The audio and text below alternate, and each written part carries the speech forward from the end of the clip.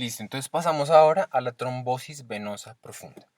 La trombosis venosa profunda es un motivo muy frecuente en el paciente hospitalizado y también en el paciente ambulatorio. ¿Y esto cómo se lo va a presentar la mayoría de veces? Una pierna hinchada. ¿Sí? Ahora, a la hora de analizar la trombosis venosa profunda, uno lo primero que suele leer en los libros, y uno lo primero que le suelen decir en revista, etcétera, es cuáles son los signos específicos, entre comillas, de trombosis venosa profunda, y uno le escriben estos signos. Tengan en cuenta que estos signos no tienen un excelente rendimiento, en realidad tienen un rendimiento más o menos mediocre. Pero bueno, ya más adelante les vamos a hablar. ¿Qué es lo más importante que se debe llevar de la trombosis venosa profunda? De que suele causar un edema unilateral, aunque puede ser bilateral, pero es más frecuente que sea unilateral de un miembro. Es un edema doloroso en la gran mayoría de veces y genera signos locales de inflamación. O sea, uno toca la pierna y la pierna está caliente, la pierna está inflamada, la pierna duele. Listo, literalmente es inflamación.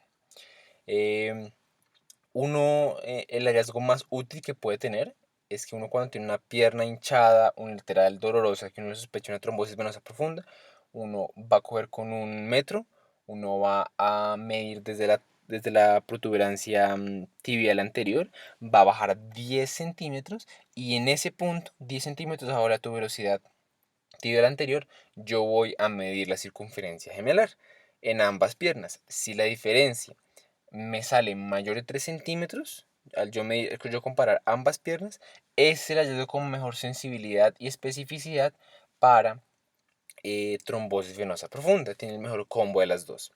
Bien. Sin embargo, uno en revista lo que le preguntan no es tanto esto, sino esto, que son los signos específicos de trombosis venosa profunda. Hay 4 escritos. Homans es que yo cojo lo voy a dibujar de pronto para que sea un poquito más sencillo. Yo cojo la pierna del paciente y genero dorsiflexión. Le acerco la pierna. Le acerco el pie a su pierna. Si al yo hacer esto, el dolor aquí en los gemelos se reproduce, es un signo positivo. Un signo de Homans positivo. Bien, dolor a la dorsiflexión. El signo de Pratt es que yo coja mi pierna y la eleve. Bien, y yo eleve la pierna a 45 grados y yo observe aquí tres venas que se llaman tres venas satélites persistentes. Entonces es una pierna que ustedes básicamente elevan y ven tres venas dilatadas. Eso es el signo de Pratt. El signo de Olow es que ustedes presionan de una manera moderada con las manos en los gemelos y duele, se reproduce el dolor. Y Lowenberg es que ustedes inflan un esfingomanómetro en la pierna y genera dolor cuando está inflado entre 60 y 150 milímetros de mercurio. Bien. Eh, Se puede presentar así como hablamos o se puede presentar de una manera muy severa. La trombosis venosa profunda severa se llama flegmasia cerulea dolens. Puede generar un síndrome compartimental, tanto así que ustedes observan aquí que tocó hacer una fasciotomía, pero pues puede ser muy severa.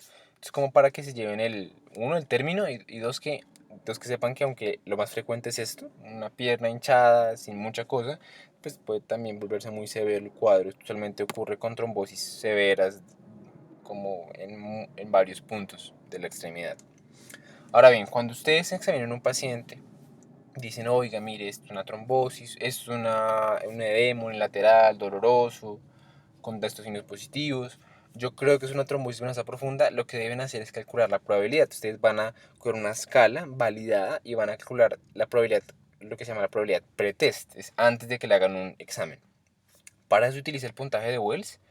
Lo mismo no me importa tanto que se lo aprendan, pero que sí entiendan que es lógico. Uno mide cosas que generan, que predisponen al paciente a trombosis o cosas que me indican que puede haber trombosis. Entonces voy a ver si el paciente tiene cáncer activo, si ha inmovilizado en los últimos 3 meses, si tiene una cirugía mayor dentro de los últimos 3 meses, si tiene sensibilidad, básicamente esto sería un signo, podemos decirlo ahí, de Pratt positivo, edema en la extremidad entera, una diferencia gemelar mayor de 3 centímetros, lo que yo les dije, este es el factor más importante, edema con fobia, un antecedente de trombosis venosa profunda, y ellos lo preguntan así, si usted piensa que hay otro diagnóstico que sea igual de probable.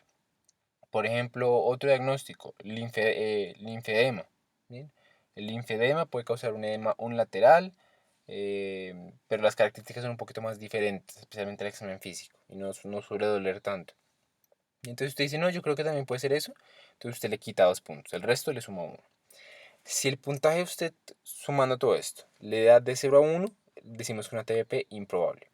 ¿Bien? No es que no la vayamos a estudiar, solo decimos que una TBP improbable, ya les muestro cómo estudia. Si el puntaje será mayor de 1, hablamos de una TBP probable, y a esta sí hay que estudiarla formalmente con un examen que ya les cuento cuál es. ¿Listo? Importante recordar que este puntaje de Wells tiene un mal rendimiento en la trombosis venosa profunda distal y la que es asociada a cáncer. Para estos dos casos se sugiere otro tipo de como certificación pretest que se llama el Primary Care Rule. Muchas veces le dicen el PCR. ¿Bien? Entonces, voy a tener estos dos grandes como rangos, improbable y probable. Al improbable le va a tomar un dímero D. ¿Se acuerdan que yo les dije que el dímero D, si no lo vieron, pues vean el video anterior, era el resultado de que la plasmina cortaba a la fibrina como en diferentes partes y cuando la cortaba y la sacaba de a pares, se llamaba un dímero D. Entonces, la presencia de un dímero D elevado me está hablando de que hay una trombosis presente. Bien, ¿se acuerdan que yo les dije de que la trombosis y como la parte de procoagulación y anticoagulación funcionan al mismo tiempo? De tal manera que cuando yo observo un dímero D, no es que me esté hablando de que ya no hay trombos, ya se resolvió. No, me está hablando de que hay un proceso activo de trombosis y de resorción del coágulo. Bien, que está como ahí en balance, pero lo importante es que esto al estar elevado me dice que hay presencia de trombosis. Bien. Entonces yo se lo voy a medir. Y si ese número D me sale mayor de 500 o 0.5, dependiendo de ustedes qué unidades estén utilizando, 500, 0. Pues eso depende del laboratorio, uno habla de que es un número D positivo, y en caso de salir positivo, me toca completar el examen con un ultrasonido de extremidad inferior completa. Bien, entonces en caso de que salga positivo este número D, yo me voy a esto. Cosa mencionar del dímero D. El dímero D hay un artículo que salió en el JAMA que dice que deberíamos cambiar su punto de corte de acuerdo a la edad. Entonces, en un paciente que es mayor de 50 años, yo para saber cuál es el límite del dímero D normal, lo que hago es multiplicar su edad por 10. Entonces, si yo tengo un paciente, por ejemplo, de 80 años, yo voy a decir que su dímero D máximo es 800 o 0.8, dependiendo de las unidades. ¿Listo? Eso es como un artículo para que lo tengan en cuenta. El dímero es una prueba que, aunque es muy sensible, es decir, va a coger a casi todos los pacientes con TBP, no es nada específica. Por eso es que yo tengo que complementar el estudio con algo más, con algo que me confirme que hay un trombo de verdad. Porque perfectamente, si yo me pegué duro, no tengo ningún trombo importante en las extremidades inferiores, pero me pegué por alguna razón, yo puedo tener el dímero elevado. Si yo estoy en un postoperatorio, voy a tener el dímero elevado. Bien, entonces es una prueba muy sensible pero poco específica. Pero a ser muy sensible, si llega a ser negativa, yo estoy confiadísimo de que no hay trombosis. Entonces el diagnóstico se excluye. ¿Bien? Pero si sale positivo, tengo que confirmarlo. Ahora, si el diagnóstico de entrada parece probable por la probabilidad pretest, voy directo al ultrasonido. ¿Listo? No pierdo tiempo con el tímero D. El ultrasonido pues me va a decir qué tengo que hacer. Si es positivo, pues está confirmado. Y en caso de salir negativo, muchos autores recomiendan tomar un dímero D, como para asegurarse, como para salvarse en salud. Si sale negativo, pues está excluido. Si sale positivo, lo que recomiendan es volver a repetir el ultrasonido, pero en una semana. Bien. Es como un abordaje, fíjense que es sencillo. Improbable, dímero D, probable, ultrasonido. Sale negativo, se excluye, sale positivo, se confirma. Bien. Y si sale negativo y este positivo, se repite. Ahora bien, ustedes no van a manejar todas las TBPs. ¿Cuáles se manejan? Que el manejo es básicamente la anticoagulación. Los pacientes que tienen una TBP proximal. Entonces, este es como el sistema venoso, con un esquema ahí bien sencillo.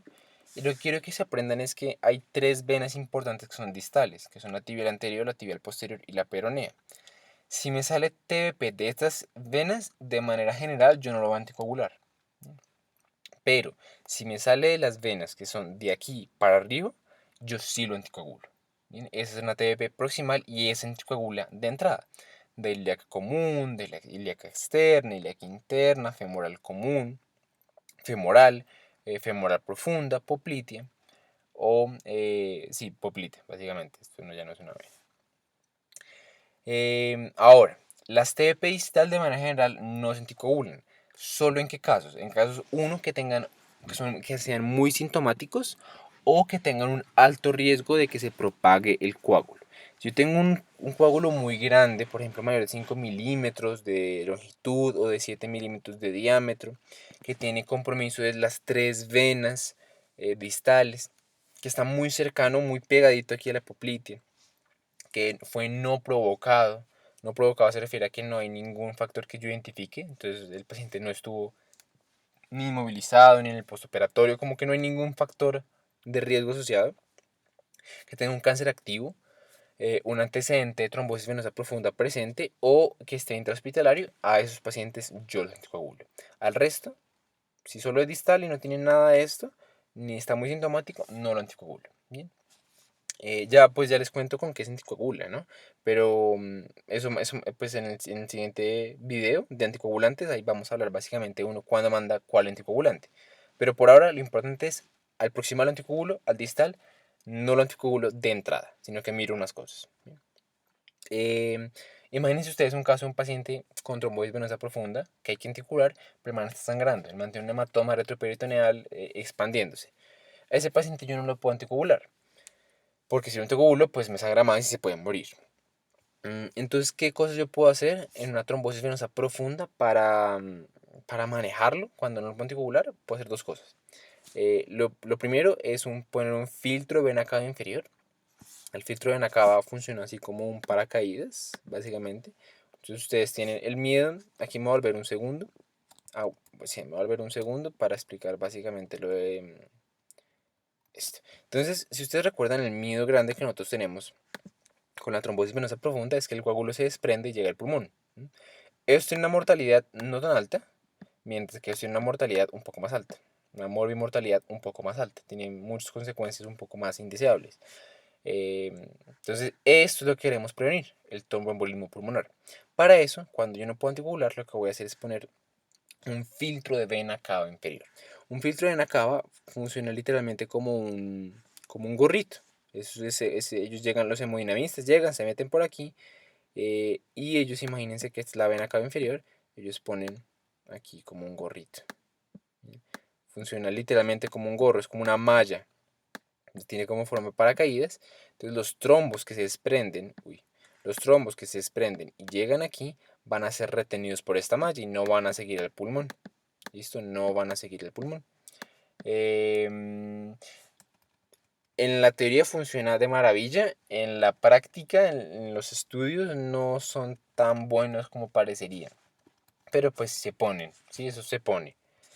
Em, Ahora, otra terapia que hay que hablar es la trombólisis. Uno de manera general no va a trombolizar las TBPs, pero cuando yo tengo una TBP iliofemoral, o sea, muy proximal, lo más proximal que se puede, masiva, muy grande, muy sintomática, que está generando especialmente una gangrena venosa a ese paciente, yo trombolizo. Bien, esa sería como la única indicación de trombolisis. Las demás indicaciones, en lo demás simplemente se anticoagula. ¿Bien? Si la TBP fue provocada por algo, pues tiene un causante claro, se va a trombolizar por 3 meses de manera general. Si esta causa yo la puedo revertir, o lo voy a poner de manera extendida o indefinida en caso que sea irreversible. Bien, entonces ejemplos de una TBP provocada reversible: un paciente en estado postoperatorio, que pues él va a salir y va a volver a caminar y la cosa, yo lo voy a mantener solo 3 meses. Bien. Pero si tengo un paciente, por ejemplo, no sé, con cáncer, el cáncer causa TBP, pero el cáncer yo no lo puedo operar por alguna razón, ahí yo lo mando de manera extendida con anticoagulación.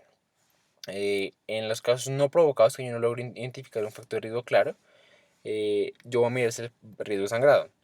Si es un riesgo de sangrado muy alto, yo lo voy a mantener solo por 3 meses, o sea, lo estrictamente obligatorio. Y luego la guía da la recomendación de que puedo mantenerlo con ASA, pero es una recomendación de bajo nivel de evidencia. Después de los 3 meses, perfectamente puede irse sin aspirina, sin nada. ¿Bien? En los pacientes con bajo riesgo de sangrado, como yo no sé qué lo causó, pero el riesgo-beneficio es positivo, lo mando de manera indefinida. Bien, eso es más o menos cómo se maneja. Ahora vamos a enfocarnos en la parte de los anticoagulantes para saber con qué específicamente, con qué anticoagulante lo manejamos. ¿Listo?